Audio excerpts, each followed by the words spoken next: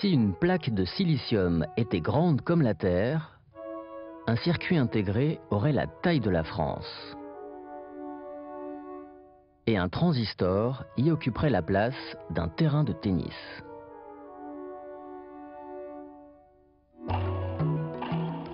Le transistor est le composant de base du circuit intégré.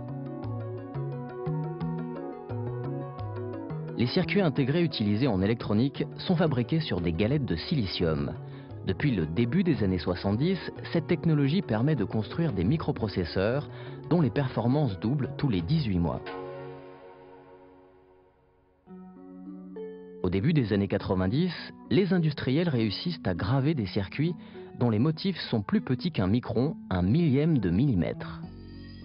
Peu avant l'an 2000, on parvient à tracer des circuits 4 fois plus fins, et d'ici 2015, leur dessin pourrait devenir encore 10 fois plus serré. Ces efforts de miniaturisation reposent tous sur la même technique, la gravure, un principe voisin de la photographie à une échelle beaucoup plus petite. On fabrique d'abord des masques sur lesquels sont dessinés tous les composants du circuit. Pour bien voir ce masque à l'œil nu, il faut l'agrandir. Au contraire, pour le reproduire sur une plaquette de silicium, on fait l'opération inverse, une photoréduction. Les chercheurs sont déjà capables de fabriquer des transistors d'une taille de 20 nanomètres, 20 millièmes de micron.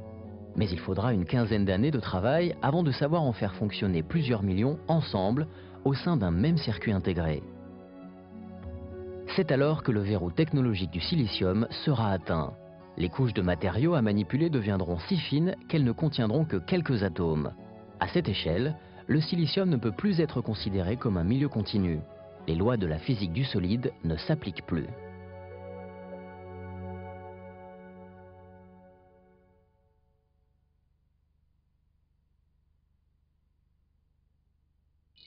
La concurrence est déjà ouverte pour trouver un remplaçant à la gravure sur silicium. Par exemple, en manipulant les atomes un par un pour dessiner le circuit à fabriquer à l'atome près.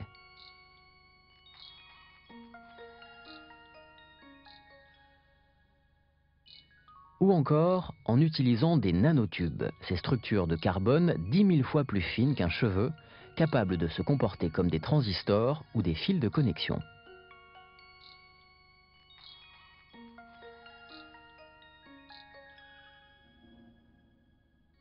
Une autre piste, le transistor a un seul électron. Au lieu d'un courant électrique, il détecterait le passage d'un unique électron.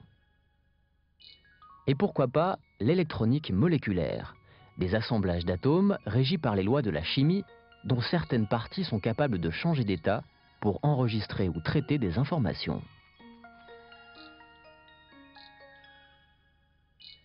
À moins de bouleverser l'informatique en faisant appel à des logiques à plus de 2 états ou en inventant des ordinateurs quantiques. Les chercheurs explorent de nombreuses pistes et personne ne peut deviner laquelle aboutira. La technologie qui permettra de contourner la barrière du silicium appartient encore au futur.